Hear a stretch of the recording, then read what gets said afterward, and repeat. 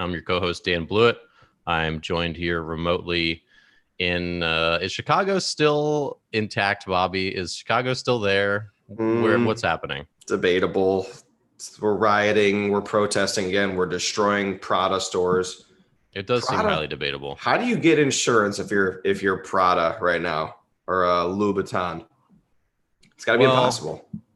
For that individual store, you mean? Yeah. I mean, here's the thing. Like you and I were talking about this, and what did they lose? Like $1 million in inventory from their store, which is only retail price. You know, realistically, it's only 6 handbags for Prada. Yeah, that's true. Those stores are so empty. It's creepy. But like even in the Apple store, like you lose 100 laptops that cost $1,000 each on average or whatever. That laptop cost Apple $150 to manufacture. Yeah. And Apple sneezes. Apple, as a company, Apple wipes its nose with $1 million of inventory. Like, I don't think they care at all. You know what I mean? Like, they care, but I can't imagine this is having a dent in their finances. It's a $1 trillion company. So they went after the Apple store again, near my house, actually. Probably like a mile from my house. Yeah, they went after the Lincoln Park one. Can't you track Michigan Ave?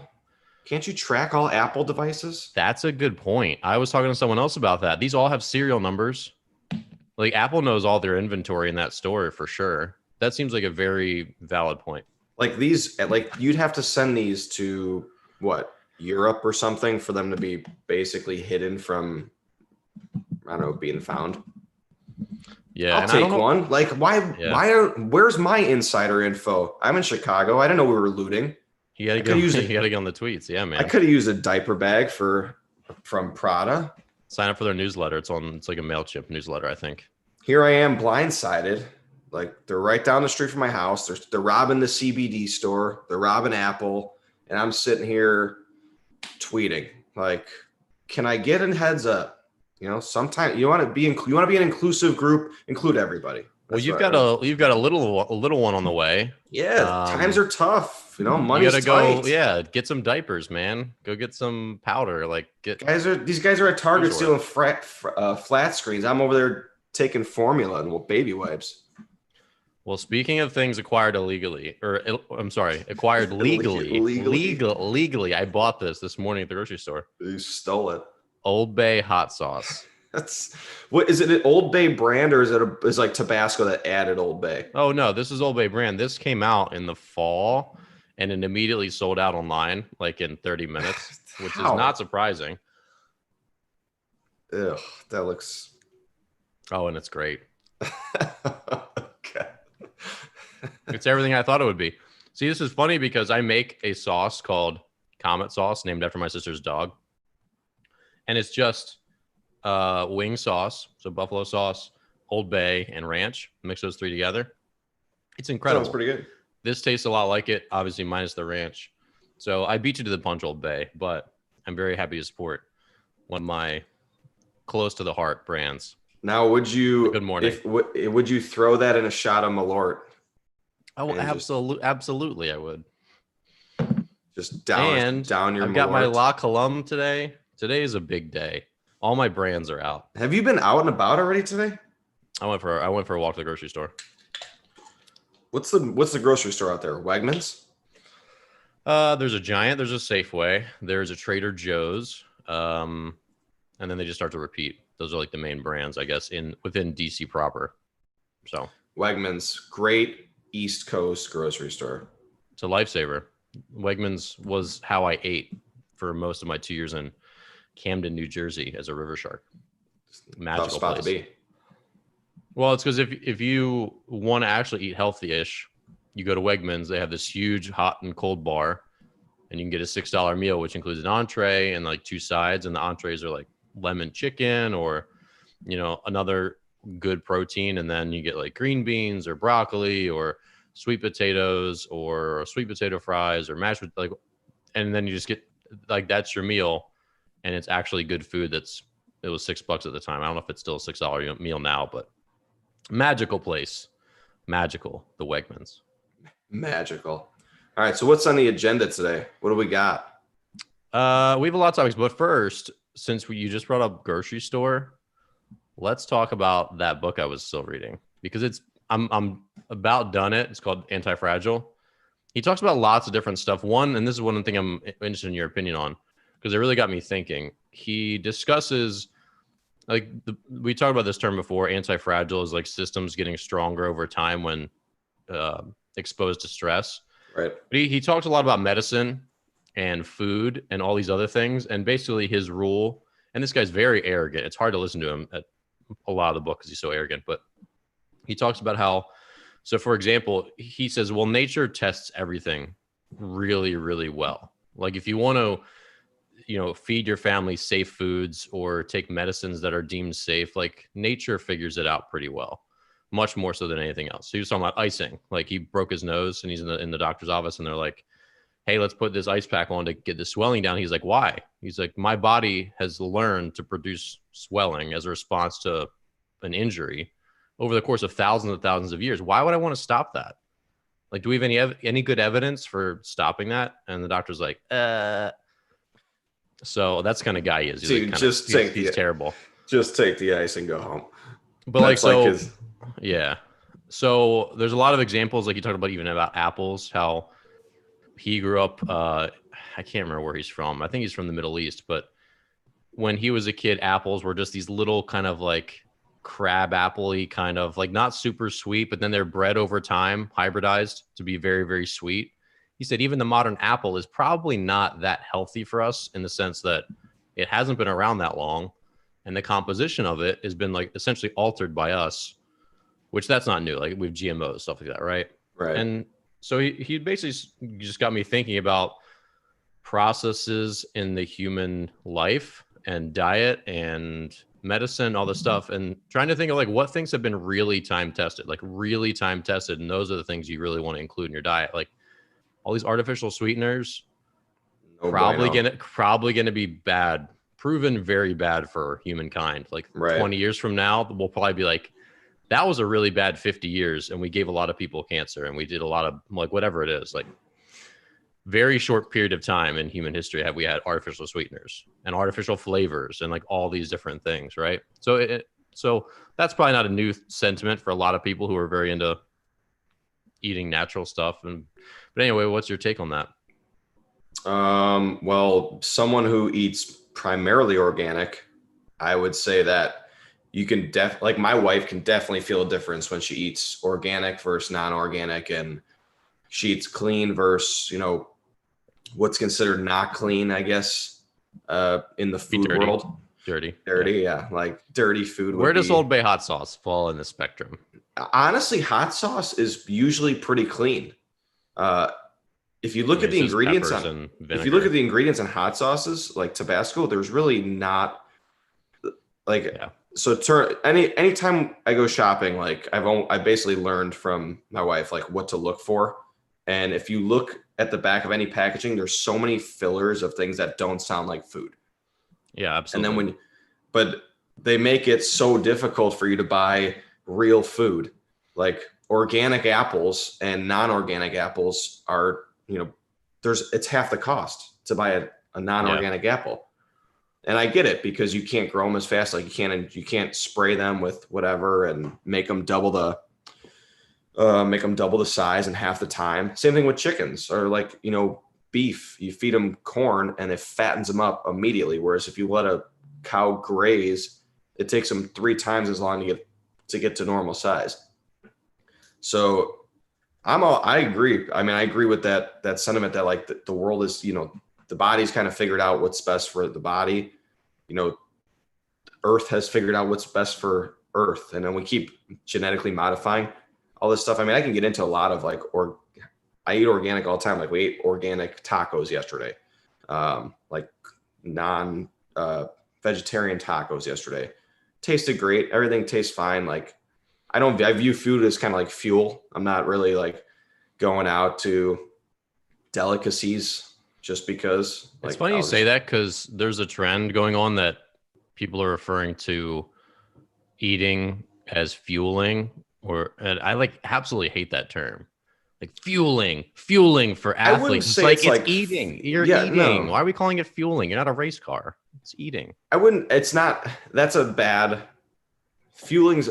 I wasn't saying you were saying that. I was I just know. going off on a tangent. I know, but I feel like fueling. It's like, oh, fuel the body. Got to feed the beast, right? Like that's what they, like weightlifters say. No, just you're eating, but are you eating stuff because it, like, are you going out and getting an extra large pizza with extra cheese and extra toppings? Cheese. Does anyone do that anymore? People do that. I feel like that was a fad like 20 years ago where you get extra cheese. Like no one does that. You have to get it at some places because they skimp on the cheese because they're lazy, and cheese is expensive.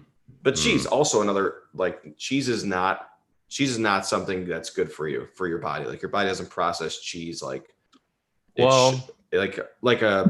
would process a vegetable, an organic vegetable. Like cheese is essentially like a foreign substance in your body. Like, but what evidence do you have for that? Like says who is my question. So like there's a lot of how I would categorize it is things that inflame your body, like sugar, like granulated sugar, white sugar. That inflammation stuff is very not proven. That's a very hokey holistic thing. That's definitely very. I wouldn't call it hokey. I mean, I've noticed it more, like, personally. Like if I'll eat something I haven't eaten in a long time, let's say cookies or something, like I'll feel like swollen, like my hands. Just because you feel different doesn't mean you can call that inflamed. Like, well, what would you call it? It's just a garbage term. It's just a big weird catch-all that people started using because inflammation is like a bad thing. Like, oh, my joints are inflamed. This is inflamed. Eating this bad food causes my body to be your body is not in a constant state of inflammation. That's not how it works. Inflammation is like a cleanup crew. I think that's. I mean, I'm not gonna. We neither one of us has. You don't want to debate me. You don't know anything about it. Maybe there's either. I do know a lot about it actually, but I'm not up on Breitbart News to know your sources. This is medicine. It's not right wing. Bobby, you don't believe in vaccines. That's not true. I believe in vaccines. But you're not going to take the coronavirus vaccine. But you're Absolutely not. Absolutely not. So why? It's not test. We've admitted we have no idea what this virus is, and all of a sudden we're just going to willfully inject people with it. That's insanity. We don't know what it is. That's not what? We don't know what this virus is. Doctors we don't know what it is. No, we don't know all. We don't know all we need to know about this virus. It's been around for 4 months. Viruses are also not there's no double-blind tests on viruses. So in a year, they come out with an FDA-approved vaccine. FDA is as corrupt as anybody.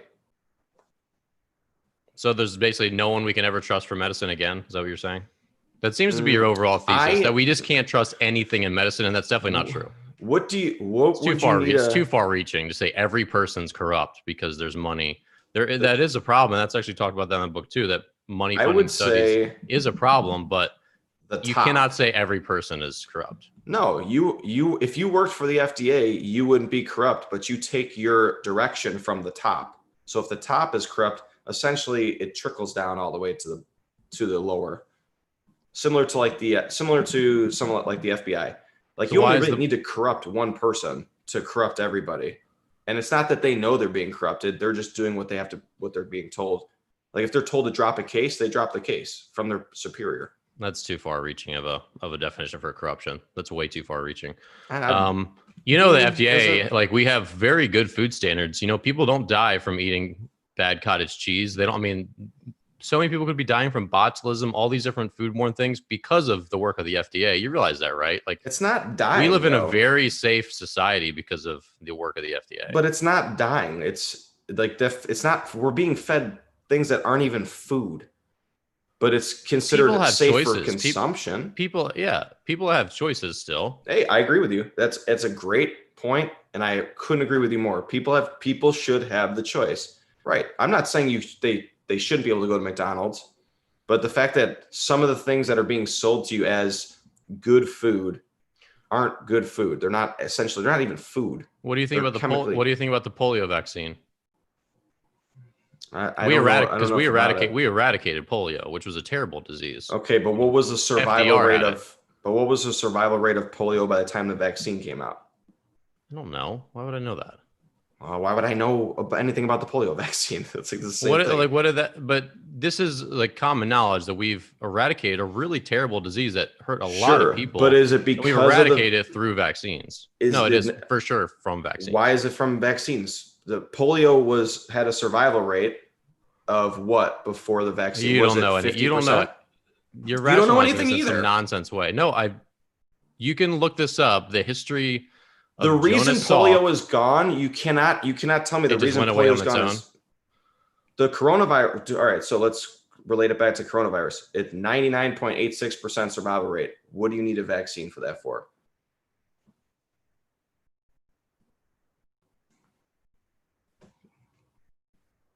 You're really bringing coronavirus into the fact that it's like just proven true that we got rid of polio.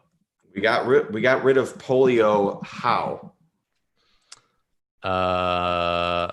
By vaccinating enough of the population where it then went away. What's your proof of that? Like how? What's my proof? What's your proof? Just because there's no more polio doesn't mean the vaccine is the reason. The reason could be our immune systems figured it out.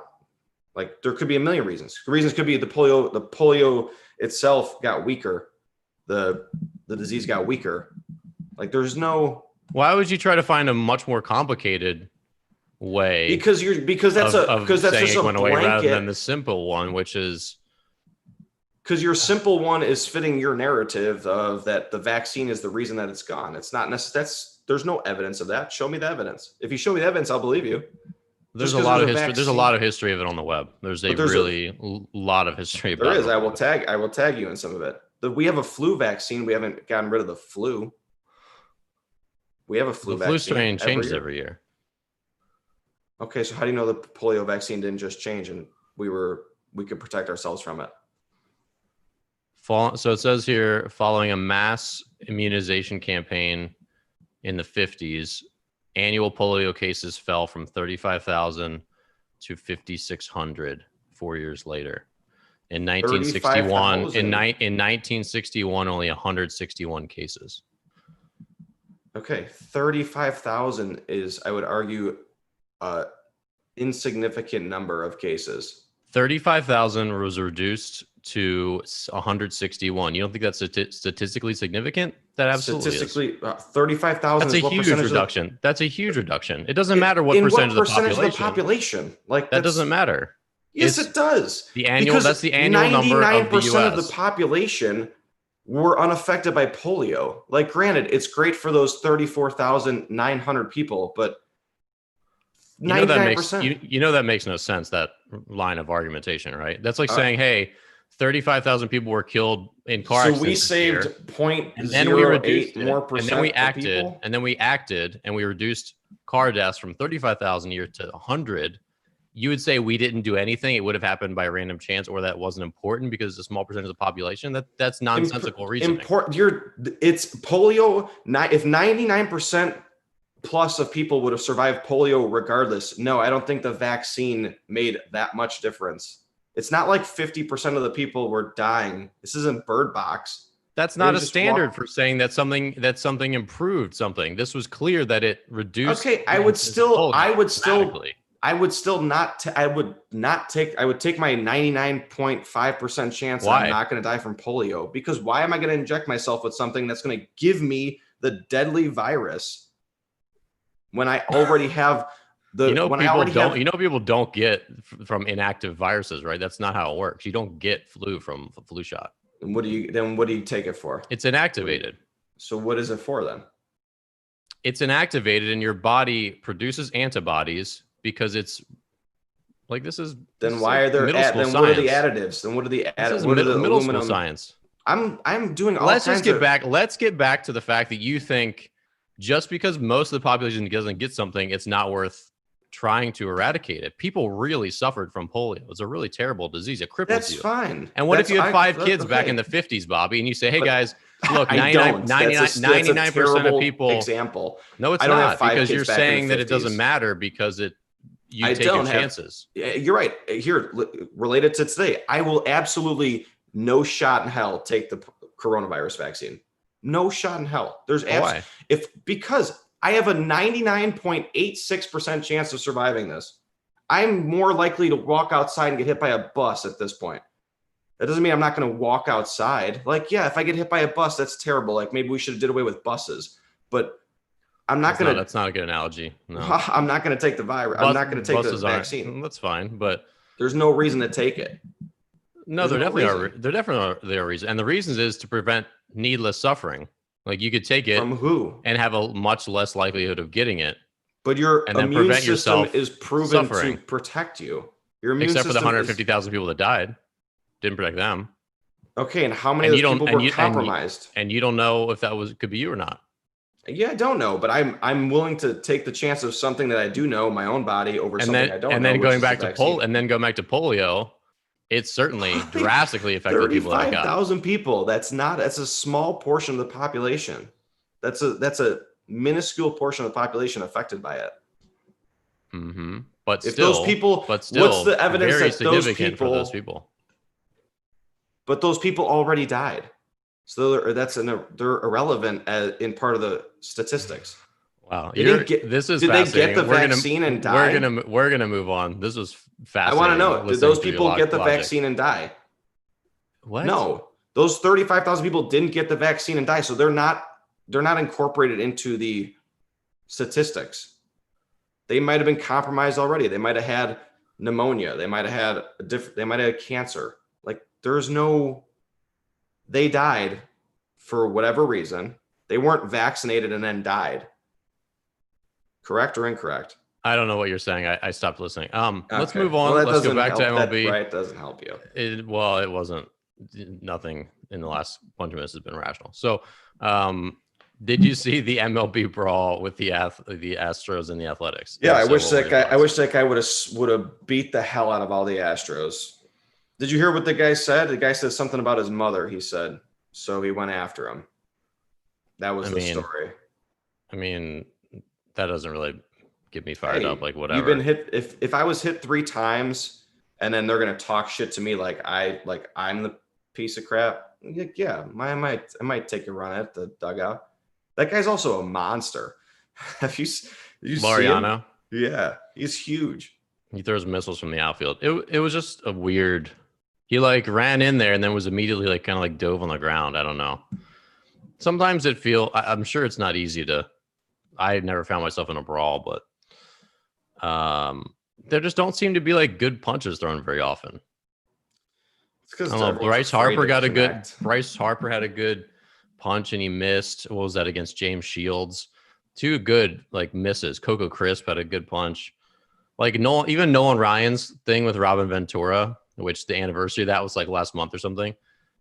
It was Robin Ventura ran right into his arms. It was real. It was weird. At the last minute, he didn't have the guts to throw a punch at Nolan, and he just tried to tackle him, which was clearly not the move.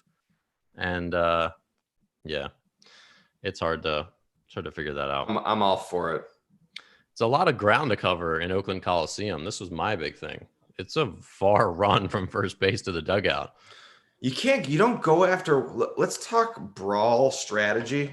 You don't go after the dugout and 25 guys. You go after the single guy, maybe he's in a relationship, maybe he's not, but you go after the guy standing alone and hope that you can get a few good punches in before the crew of his posse gets there to just tackle you and beat the hell out of you on the ground.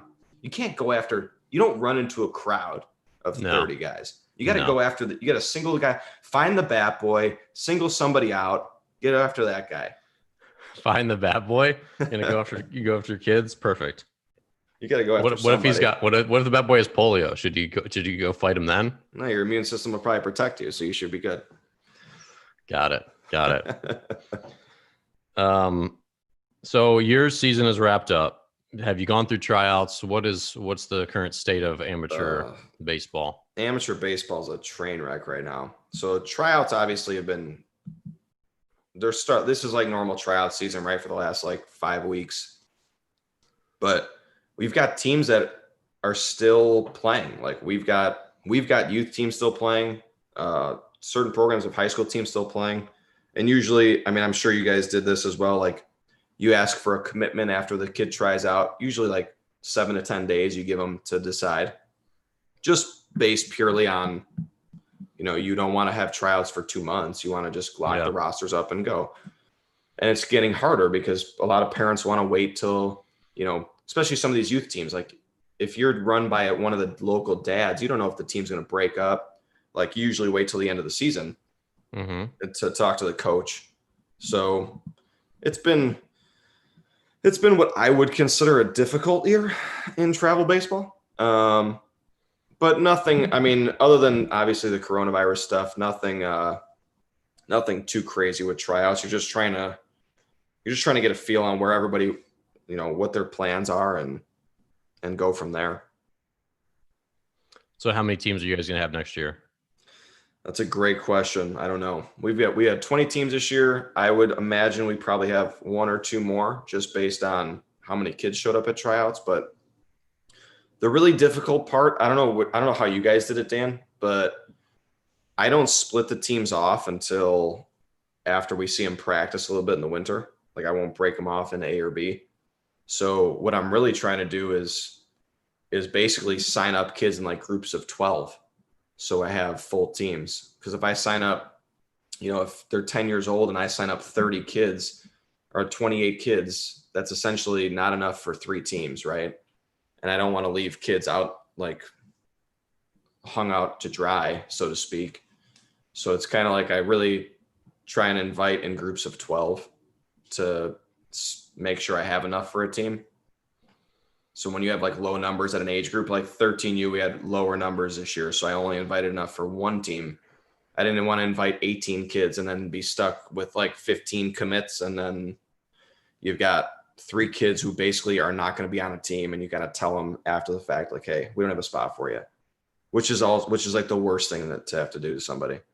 Yeah, it's tough when you have those in between numbers. I don't know. We didn't ever had a good situation for that, but we didn't have to cross that bridge too many times, I guess. We only had youth age teams for a couple of years, so I don't know. Team formation is hard. Team formation is hard, especially with fall ball. Fall ball's like you basically ask for a commitment for next summer, and then you ask anyone, do they want to play fall? And fall is also an additional cost, so you're like making them double dip, and they have to pay twice just to get into fall, and I'm still trying to figure out the best way to go about incorporating fall ball. The best way is just to never play it. Yeah. Fall ball is the worst. You have to this year. You have to play fall ball this year. You don't. You do, Dan. I don't.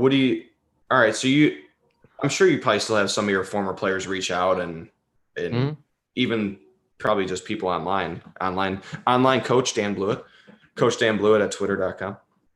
At twitter.com. That's how handles work. I don't know. Who knows? No one knows. Twitter.com/Coach Dan Blewett /. Go on. I would say this year more than any, you have to play fall ball, especially in Illinois. So I don't know how other states are. I don't know if Maryland's playing football in the fall. So Illinois has canceled all sports through January 1, except for golf and like cross country.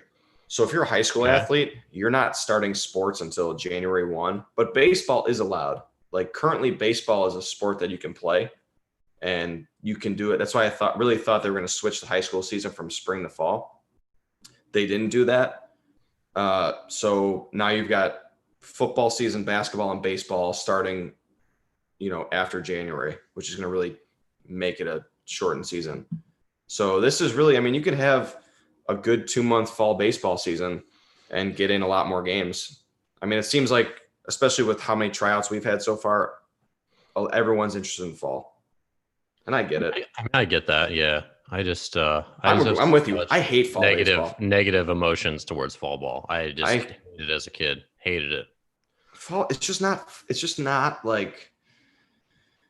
I don't know what's so bad about it, but it was so bad. It was so bad. I like the idea of fall baseball. I hate the execution of fall baseball. Because in normal years, coach and new players, and there's 16 games. I just was like, why am I here? Who are you, coach? Do you know anything? Like, who are you? What am I doing? It's really just, I look at it from a cost. Like, to run a good fall season, you almost have to charge the same as you would for the summer season because you're going to be playing the same amount. You're trying to play like people kind of look at fall as like secondary baseball where it's, oh, we're just going to play on the weekends. Like, well, that's essentially what summer baseball is for high school kids anyways. You play on the weekends. Well, So can you stop doing tournaments? Can you just hire 2 umpires and get a field? Or does that not? You could, but then that kind of, you know, which we are doing a little bit, but that alienates, I would say, some of the portion who a lot of these big tournaments happen in the fall, like Fort Myers, West Palm Beach, Jupiter, Westfield, Cedar Rapids, Colonels. Like there's some big tournaments that happen in the fall, and a lot of good teams will go to those, and a lot of coaches will go to those. Like there's been a ton of in the past years past where I've gone to fall tournaments, tons of college recruiters there. I guess it depends on what age group we're talking about, though. Yeah. If we're talking about youth kids, 13-year-olds, yeah, rent a field, get an umpire, and just play some games. Mm-hmm. Still expensive, though. Everything's expensive. What just happened? What just happened? There's a loud noise. You're on your end. Okay, so let's shift gears. Let's talk about some of the stuff we learned last week. Obviously, a big baseball physics week for us. Alan Nathan, Barton Smith. A lot of vacant staring from both of us. God, what happened there? What were some of your interesting takeaways, Robert? I think Alan was more interesting. Also, your mic has like exploded, by the way. Like something happened. Hello. And it's broken. Hello. Yeah. Still? You sound all right. Yeah. All right. I think Alan was more interesting to me because I understood him better. Like he made it a lot simpler than Barton did, which is not to say that Barton was unintelligent about what he was talking about. I just think Alan was easier to relate for someone who has no physics background whatsoever, which I do not. Mm-hmm. I just found it interesting because Barton was mainly about pitch, like the seams and the pitching and basically the flight of the ball, whereas Alan, we jumped around a little bit. So as a hitter, I could relate a little more. Yeah, and Alan's topics were definitely a little more concrete. Barton's topics were a little more abstract, right? Like you had to kind of visualize the spinning of the ball, even though he had some good visuals. Like there just was a lot there to get through, like you said. And for me as well, watching his presentation before the podcast to try to be prepared, like it was just a lot of new aerodynamic stuff. That's not like you just run through a 45-minute presentation, you just like get it all right away. Like it takes a lot of clarification. And I think you did a good job of that as well, but you're right. It's just more abstract, complex kind of stuff. I mean, like fluid dynamics and all that is not easy it's not easy to laymanize, if that's a word. Right. The thing with Barton's was it's like, I kept catching myself thinking like, is this common sense or is this not common sense? Like that's a good question in general. Yeah. Like, yeah, obviously like to me, yeah, obviously if you hold the ball with the seams differently, like it might do something different just because the seams are like, it's not like throwing a cue ball where it's a perfectly round sphere. Like, yeah, there's going to be some difference in, the way, like how the ball wind, air comes off the ball and pressure and all that stuff. So to me, that was like, is this common sense or am I thinking about it wrong? So I was like questioning my own understanding of a lot of what he was saying. And I did catch a little bit of it when I left. Like I turned it on while I was driving. So I jumped on a phone call. Oh, thank you so much for throwing us a bone and listening to your own show. I tried to talk on Periscope, but nobody's listening to me. Yeah, I still don't understand Periscope. It's like the worst. Like, why is it a different platform? It makes no sense. Periscope is just like nonsense. I like that it links to Twitter. Like it's got some useful purposes. It's just, why don't they just kill it and make it Twitter? Like you're just on Twitter. You just do Twitter video. Like, why is Periscope a thing? It's so stupid. It's the dumbest thing. Like it was a separate company. Twitter bought them. And then like, hey, we can still keep you as a separate company, as a separate app, and we'll just like make them integrate, but they'll be really confusing and hard to use and not really make any sense and be the same colors as Twitter. It's just like, it's a bunch of nonsense. It's ridiculous. Or if you're Twitter and worth $10 billion, why don't you just make your own Periscope app? Twitter is the worst run company. Like they have a part-time CEO. Jack Dorsey is also the CEO of Square, the payments company. Yeah, yeah. He's like there half the time. They've been trying to get him kicked off, like get a new, like an actual full-time CEO. The stock like does nothing. Their It's a very technology, like selling ads, like they're garbage compared to like Facebook and these other companies that have really sophisticated targeting and all this. I mean, Facebook ads are really powerful, even though Facebook's like an evil corporation. Like Twitter just sucks at pretty much everything, but people like it. So I love Twitter. I love Twitter. I come to enjoy it a little bit more. It still is like the worst in everybody. It's a cesspool, but it's good. It's instant information, and it's simple. Like it's a simple platform to use. Yeah. Well, so my things with the physics talk. So the thing that's new, and it was new to me, is the idea of the wake behind the ball, just like, you know, wake of a boat. Yeah. And the fact that if it's like the wake is up, it's putting pressure down the ball. If the wake is down, and it's hard to, it's interesting to visualize it that way because you don't think about that, but obviously that's the way the aerodynamics are. And the idea that like the two seamer is the same as a four seamer if there's no like sort of like wobbliness added to it, basically like the human error component, which I thought that was really interesting. And it's had me actually have an email I need to respond to about but isn't that. like that's kind of my point. Isn't that like the common sense part of it? Like if you hold it different, it's like he kept saying everything not in a, I said a vacuum, and he's like, and he said not necessarily a vacuum, just all things equal. Well, I would assume if all things were equal, like they'll all be the same. It's the same ball, right? Like if you throw out, because I'm assuming like, okay, Well, four seam, so two seam, it's still got backspin going straight. he was just saying that in his lab, they have a cannon that shoots balls and they always have like perfect spin, like because of the way it is. It's like you shoot a gun, it's always going to have like perfect bullet spin because it has grooves cut. It has the, you know, the rifling cut into the barrel. So it makes the bullet spin a certain way. Right. His machine's the same way. So he says when, you know, when I'm showing a two seam reverse, there's no difference because they have perfect bat spin. But in real life, because of the grip, for some reason, two seamers tend to do stuff, whereas four seamers tend to not do stuff, which is interesting. So it's not really about the orientation of the ball. It's about the interaction between the pitcher and the ball and the grip, which is interesting. Pronation and it's like something in the way you hold it is ultimately what does. And of course, but the other thing is that also makes sense to me. And it also corroborates what I've seen as an instructor, because one of my YouTube videos that's been getting a lot more traction recently, just because it's baseball season, is I have a long video about how the two seamer is not right for everybody. And everyone, this has been a point of irritation for me. Everyone's like, oh, you got to throw a two seamer. You're getting hit. You got to throw a two seamer. Got to throw a two seamer. Most kids' two seamers don't move. They just are straight and they suck. And I'm like, why are we throwing a two seamer when your two seamer is just a four seamer? Just throw a four seamer. And so his point corroborates that if you don't have something on it, essentially, it's not different. And people think it's magic. Oh, just here's a two seam grip, get those ground balls. And so he actually really helped validate my feelings that the two seamer is not different unless you make it different. So if you can't actually make it sink and actually make it run through finding a grip and tinkering it and the way you naturally release the ball, then it's not a better pitch. It's just a straight pitch like your fastball. So that's a big win for my school of thought, I guess. But that again, that's only been confirmed by observation. Most youth players, their two seamers don't do anything. Yeah, they're a waste of time. They're a waste of time. And if anything, kids cut their two seamers way more. They cut it a lot.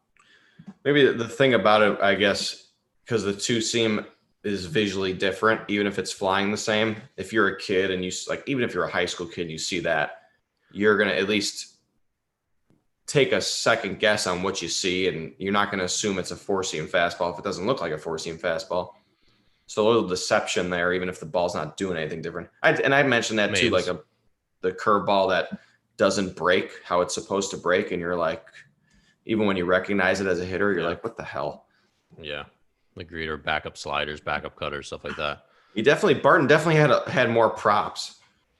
He had the balls with the axis going through, and Those are good props. So I need to make some of those. All you gotta do is drill a hole in a ball and get a screwdriver. But yeah, he had some good props. That's useful stuff.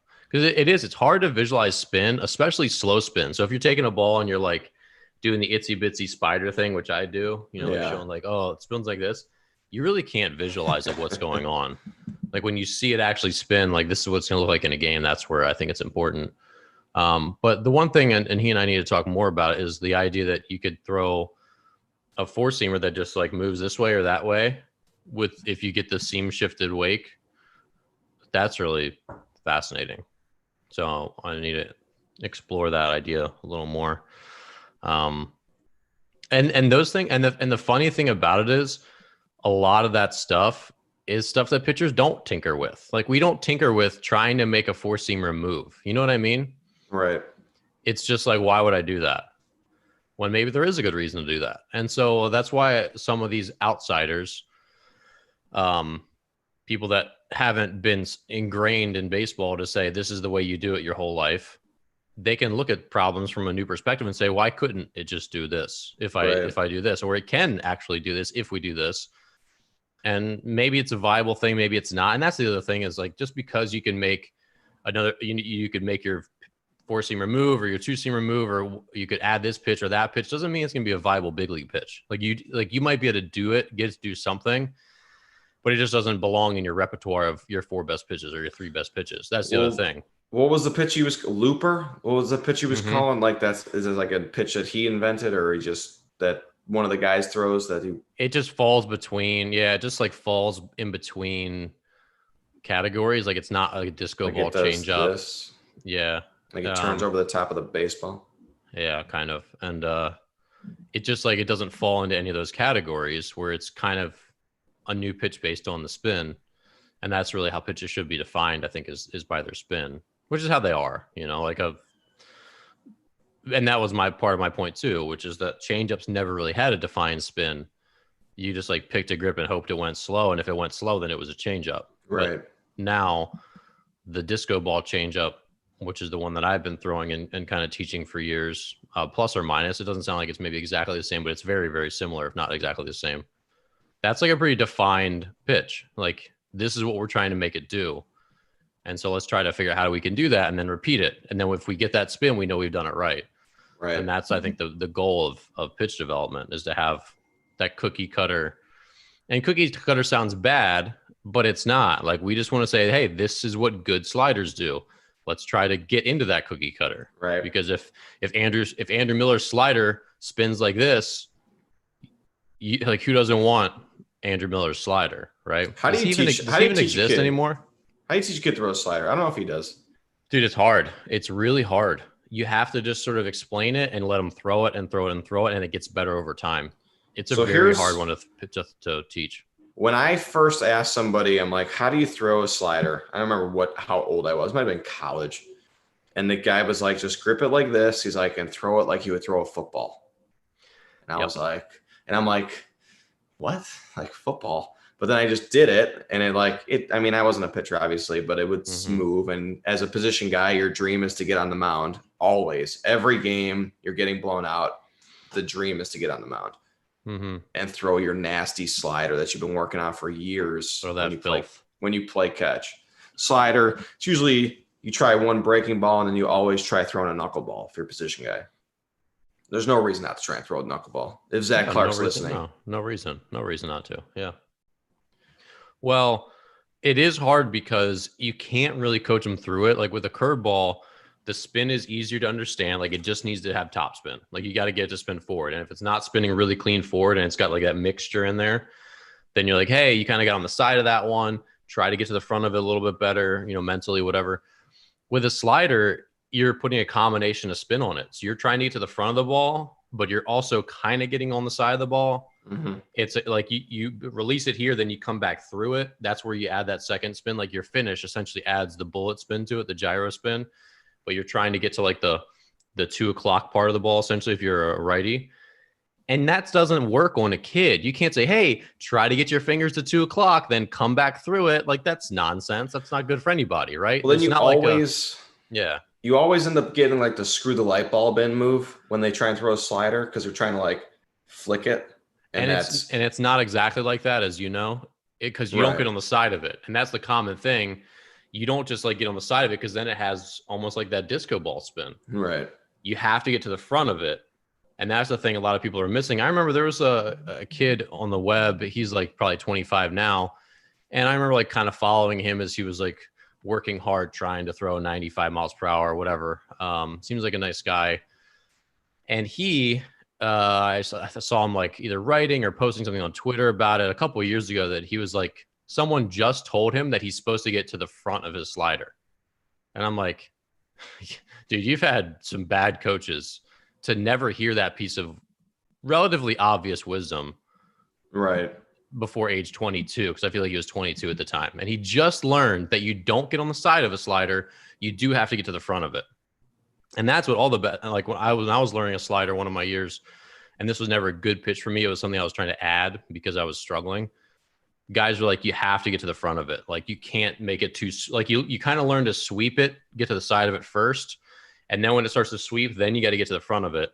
And that's how you actually get to sharply break and be hard enough and all that stuff. But there isn't a good way to coach of like how you get your hand to the right position. Like the words are clunky. A friend of mine who's a Division I pitching coach, we were talking about this like a year or two ago. He's like, dude, what do you tell guys when they're throwing a slider? I'm like, I don't know either. There's not great. But what I've seen over time, because I've taught a lot of kids sliders and some of them became really, really good, is just the more they throw it and you give them feedback and you tell them, hey, that one was good. Like that one, you got too much on the side. It takes a lot of repetitions and just staying on them and giving them feedback. I think that's really the biggest thing. But anyway, I feel like kids that throw good sliders just are trying to throw good curveballs and they just find it somehow in that trial and error, kind of how you said, as opposed to so kind of relate back to what we were talking about earlier, but tryouts, when I have a kid that's trying out to pitch, he's a high school kid. I'm like, what do you throw? And he'll tell me, and some of the kids are like fastball, curveball, changeup. And then some guys will come in like fastball, two seam, curveball, slider, changeup, splitter. I'm like, okay, pick your two best ones and throw. Like, I don't have all day here. Give me your two best pitches. You don't throw 7 pitches. You throw one fastball and you probably throw one breaking ball that's breaks once. Yeah. And I wonder if I have a video on this actually, now that I think about it, because I preach that I beat that to death. And number one, your two seamer isn't a second pitch. So you don't have to list them both. Like if you throw a fastball, if you throw a two seamer, great. You don't need to say fastball, and a two seamer. Like they're the same pitch. It's a fastball. My favorite is when they're talking about signs to the catcher and it's one's fastball, 2 is two seam, and 3 is curve. It's like, no, guys, please stop that. Well, that's the thing about baseball. There's so many things that are like not proper that seem to make sense. Again, this goes back to like me being in Turkey last year in April when I had to like, hey, no, that's not how you warm up. You don't just go in a big circle and throw the ball to each other. Like you have to line up and this is where you stand. This is how you throw it around. Like there's so many little nuances. And that's another one that I would never even have thought about till you brought it up. You don't realize that you have to like, yeah, exactly. You realize it. Mm-hmm. I find myself correcting like around the horn, like after a routine play, like hit the third, throw it to first, and I find myself correcting the guy throwing it around the horn. Like you go in order, you throw it second to short to third, and if you skip the second baseman, you go right to short, and he goes right to third. Like really? I don't go back. I thought you go to short first, then second, then third. Never. So never. So a lot of times on a normal play, like let's say a ball hits the left side of the infield, the third baseman, the second baseman should be sprinting to back up first. Like he should, out of the opposite of his instinct to go away from the ball. So if he's doing it correctly, he ends up behind the first baseman. So you either flip it to him or you throw it to short and then the shortstop just kind of goes right back to third. Like you kind of skip the second baseman. I find myself correcting that a lot. I also find myself correcting the throw down after a strikeout. Third to short to second, back to third. Like not third, second, short, and then the shortstop will just like flip it to the pitcher. No, guys, Stop that. Give it back to third baseman. So you don't want them to have that long throw? Why not have the longer throw? And I just never done. I don't like the way I don't like the way the cross infield action looks as an infield snob. So I always go in order, and let the second baseman have the throw. How do they do it in pro ball? I've always done it that way in pro ball. Oh, okay. Third to short to second. Yeah.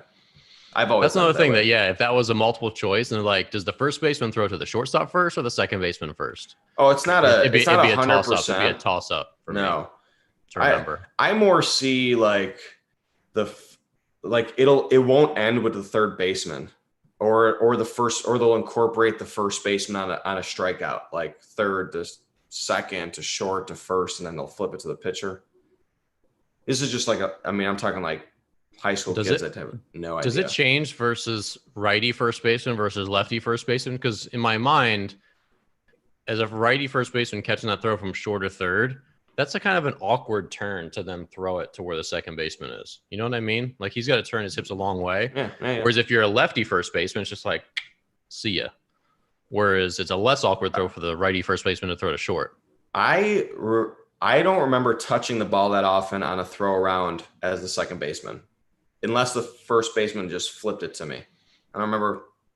I mean, it's not that it's wrong. It's kind of preference, and that's my preference. But I just find myself correcting it all the time because probably I would say 50% of the time we don't even throw it around. Like, we'll make the play and the first baseman will just throw it to the pitcher. It's like, no, we throw the ball around. We throw that ball around. What's the first thing you put the Old Bay hot sauce on that you're caressing it in front of me? Well, like I said, this is not a change in my life, because this is pretty much what I've been already making on my own. What's the first food in your top 3 foods? What does Old Bay go on? Hot sauce. Is it pizza? It's just chicken. No, I don't do hot sauce on pizza. No. Pizza gets ranch if it's a frozen pizza. Otherwise, there's nothing. Just pizza by itself. This will go on chicken, some chicken thighs, some black beans and rice later on today. I got to make some food for second half of my week. But that's about it. Just chicken. I don't actually eat much red meat anymore. The other thing I wanted to mention about that Anti-Fragile book, which I also thought was interesting, which is part of the reason I walked to the grocery store this morning, was that he said, look, for years, this idea of breakfast has been, got to eat breakfast to start the day off right? He's like, what animal can you name in its evolution and still today, including humans, wakes up and has food to eat right then? Humans. That's it. But like 300 years ago, did humans? No, you went to hunt for it. Exactly. And he's like, that's why he said, I try to move and do something active before I eat anything. And I think that's really smart. I think that's a really smart idea. So I'm going to actually try to do something, even if it's just like today, like my walk was like a half a mile up and back. So it was like a mile-ish.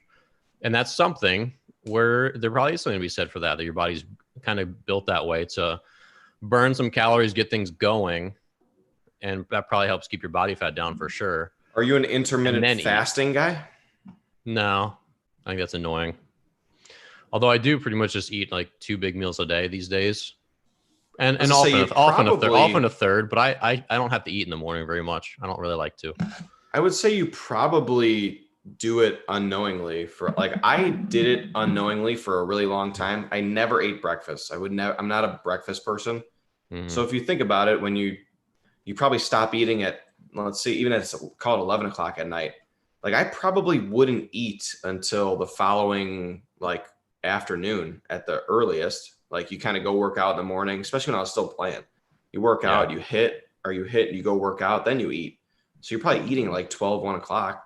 So you're really kind of like practicing it without knowing it. I don't know if we had any contribution to fitness because I wasn't trying to do it. Like I wasn't noticeably like trying to intermittent fast, but yeah, I'm with you. Like breakfast, other than coffee, maybe I'm not on it.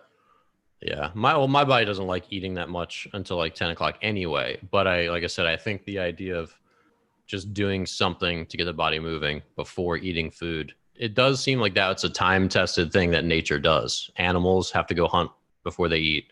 Humans used to have to go gather something before they ate. Now, I'm sure that's certainly not the rule, because when you start to have a society, you're going to start to keep some food around to like, but then again, I don't know what farms are like. I don't know that every farm back in the day, 200 years ago, like, did you wake up and have food, or it's like, hey, wake up, go do a couple of chores, go milk the cows, go do these bunch of things, then come in for breakfast. I don't know if which was the norm, but I imagine you probably did some chores before having some food. You definitely had things you had to do right in the morning. As soon as the rooster crows, you had something you had to do. Yeah, probably, from like 5 to 7 a.m. or something. And then you eat a nice breakfast at 7, you've already done some stuff. So I think there's something to that. And again, this just goes back. Yeah. And this just goes back to the idea of like, what has time proven to be a routine or normal or good for humans over the long term? And that's probably one of them as well. Exercise? Has exercise proven to be one of those things? See, exercise is weird because we used to have to do so much physical stuff. Like if you lived, obviously, as a hunter-gatherer, that speaks for itself. But then if you lived on a farm, I mean, you're active all day, right? Like I have my new Apple Watch and it tracks and I walk in a given week probably 30 miles now because I live in a city. Yesterday was like I had 6.3 miles I walked. Let's go through my walking here, Robert. Yesterday, 6.3 miles. Sunday was a big one. Sunday, 5.2 miles. Saturday, 12.5 miles. Friday, 2 miles. Thursday, 2 miles. Wednesday, 8.7 miles. Tuesday, so I don't know. It varies. I don't walk as much. I'll take my scooter when I'm going to lift weights that day because it just like takes too much time sometimes just to walk that many miles a day. But yeah, I'm probably around 30 a week-ish. And that's, I think, a pretty normal thing for a human to do, especially if you worked on a farm. That'd be like no sweat. Like you'd be walking way more than that in a given week. So that was exercise, swinging a pickaxe and all that stuff. Yeah. You realize how fit you get when you just walk. Like when we went to Europe, burns a lot of extra calories. Yeah. Oh man, you walk everywhere. You're walking upstairs, down hills. Like it's basically that's their mode of transportation the majority of the time. Because people don't leave like their village, essentially, like in Europe. A lot of things happen within a square mile. Well, is your neighborhood in Chicago walkable? Do you walk a lot of places? You wouldn't walk to like the grocery store is probably a mile, which isn't bad. But then if you're walking back with groceries, it's like it's not a do it, sissy.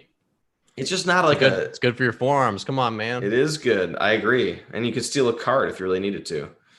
Just roll it down the streets. It's not like buggies. It's not scenic, like a scenic walk. Like you're basically walking a lot. Like where I'm at, I'm walking along busy streets essentially, which is not really. Like it's a boring walk. Just cars. It's not like you're walking on. Like I've been to DC. Like walking in DC, especially when you get by like the National Mall and all that stuff, it's just kind of like wide open space. There's not really cars flying past you as much. That's true, but you don't get groceries at the Lincoln Memorial. I mean, sure you do. Although DC is a lot more neighborhood. It gets neighborhoody quick. Well, not neighborhoody, but just like the way my walk from my grocery store is through a lot of row homes that are like different pastel colors, and there's tons of trees on every street. So it's like not an unpleasant walk by any means. It's a pretty nice walk. You can easily avoid main roads without getting derailed, whereas Chicago, maybe you can't quite as much. No, you really can't. But yeah. All right, let me, I want to end on this because I texted you this yesterday and it kind of goes back to our looting. Top 3 places you would loot, Dan. You got free reign. Because I had texted, so this is a text message conversation between Dan and I, and the Chicago scanner tweets out all the stuff that happens in Chicago. And the one tweet I saw said, they're back at Old Navy. It's like, why did you need to go back why did you go loot of all the stores? You go to Old Navy and then you return to Old Navy?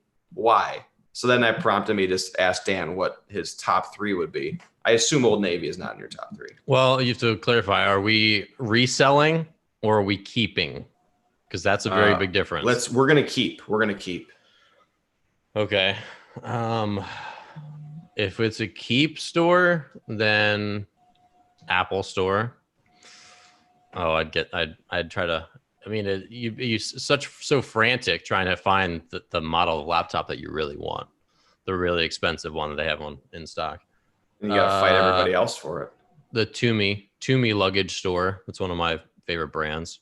I have lots of Toomey items, but I actually buy them used, and I actually resell them a lot. If I like find one that's a deal, I'll just buy and resell it for a profit once in a while. It's kind of fun.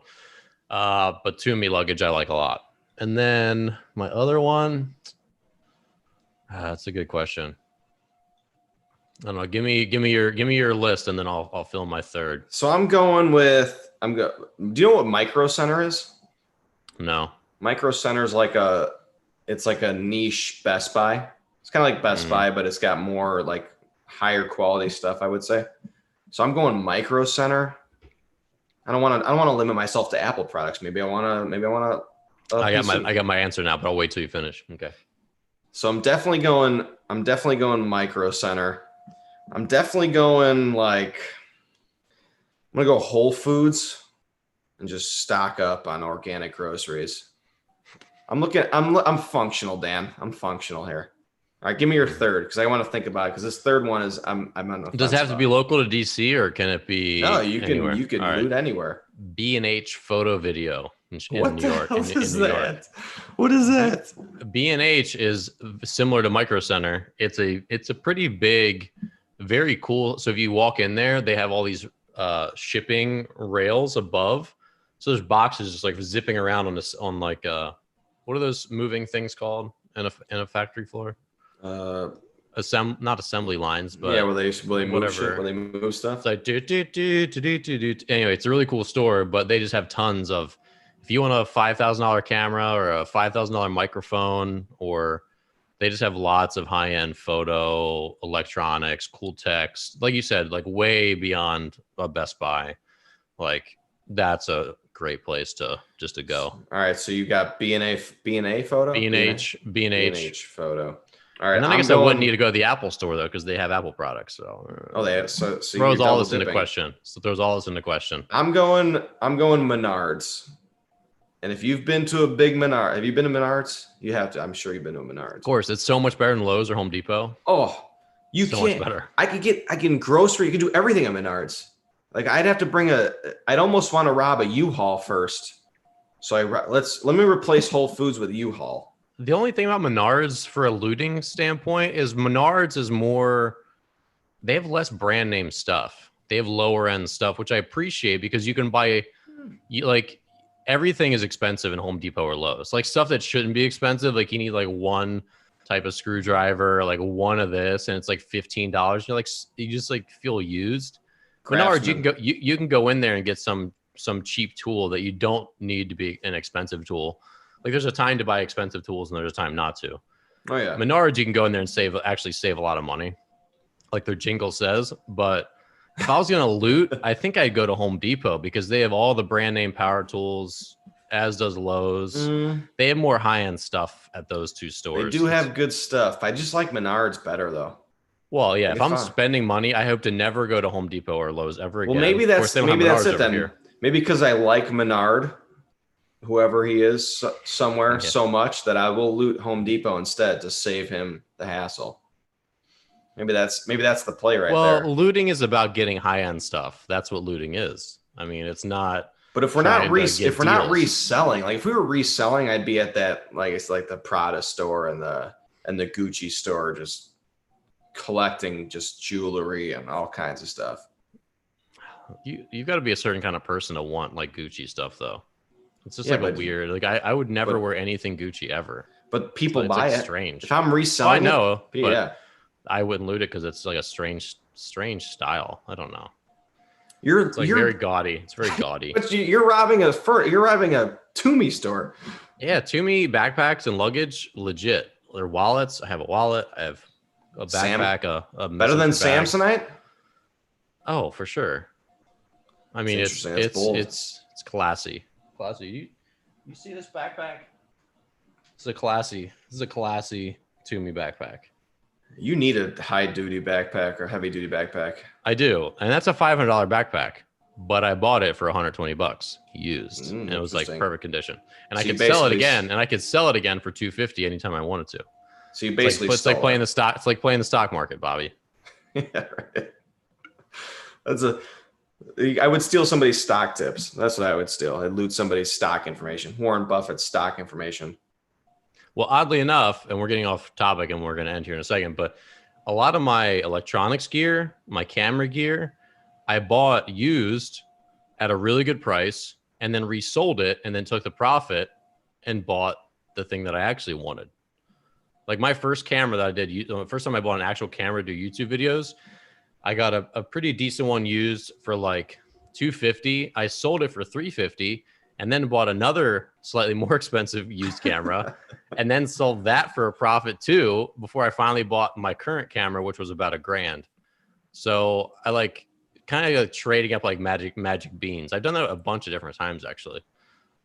You are the secondhand wizard, because I texted Dan, I'm looking for more dumbbells for my weight room, and I texted Dan, I'm like, I know this is where you thrive. If there's a deal to be found, Dan Blewett has found it. Well, we really did, because when I had my academy, I pieced together that gym with surplus equipment. So I bought weight plates from Indiana State Penitentiary, and at least 15% of them they had spiral cracks. A lot of them were broken because I'm sure the inmates were like doing cleans and just dropping them on the floor on the concrete, and just like, you never see a broken weight plate. Most of you listening have probably never seen a broken weight plate. We had a lot of broken plates. I bought tons of racks from old high schools that upgraded their weight room, and they have to, because they're a public school, they have to surplus auction their stuff off. They can't just sell it to some guy. We bought Iowa State's old weight plates, their entire thing of dumbbells. So when we actually sold the business, we probably made a profit on our equipment. We probably, if I had added up over the years how much we actually spent versus how much it was worth, when we sold it at the end, we probably made money on our equipment, because we just bought it so cheap. Like I got that dumbbell set was like a $25,000 set that I got for $3,000. That's what like I'm looking for. You're never gonna not make your money back on that, because it's worth a lot of money to people if you can hold out long enough. Right.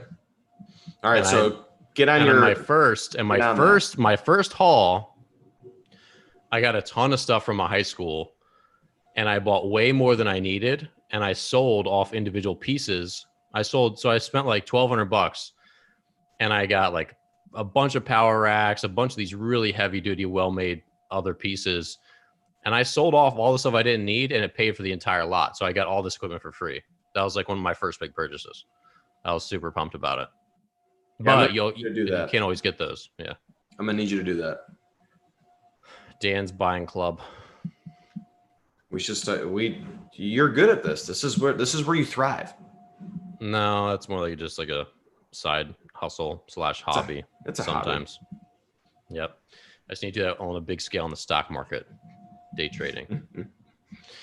All right, well, catch us later in the week. We're going to have recorded episodes because I'm going on vacation from Friday to Friday. So you'll still hear us, but it'll be not live. So hope to see you back here soon. Unless Bobby wants to go. Do you want to have a guest host? I mean, I am co-host of the year, but I don't know if I can be lead host of the year. You can guest host. It's time to earn your wings, man. Could find you somebody. I need someone with some antagonistic qualities. So we actually had a frustrated YouTube message today. So at 9:20, some guy says hi, and then he says baseball or Corona, 2 question marks, and then says later. So I guess he didn't like our bickering about vaccines. Who cares? Do you know what? Tell that guy not to listen then. Well, he's not listening. It's probably Clark. It's probably one of our friends. We're dead to him. It was his name. It says Trevor Hamilton, if that's a real person. So Trevor, if you're out there listening, sorry you hate the show and sorry that you hate America, but sometimes Bobby and I bicker at each other, and oddly enough, we're still friends for it. We're on Twitter. Everyone just hates each other and blocks each other. So I can think Bobby is rational. It's fine. We can keep moving forward.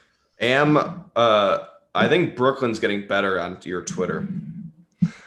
She's getting better. I haven't commented it recently, and I need to get back to it, but she is getting better at it. So Brooklyn, if you're out there, kudos to you. You're really getting the tone of a Dan Blewett. She's not out there, but yeah, good job, Brookie Wook. She's been reposting a lot of my content, but most of the actual things are coming from me. So very few and far between. Yeah, Or is it? Or is it? Is it? Or is it? It's a Brooklyn tweet. All right, we will see you here later in the week on the Morning Brushback. Be sure to subscribe on iTunes, Spotify. Leave us a review. It helps us. We would appreciate it, and we'll see you here next time.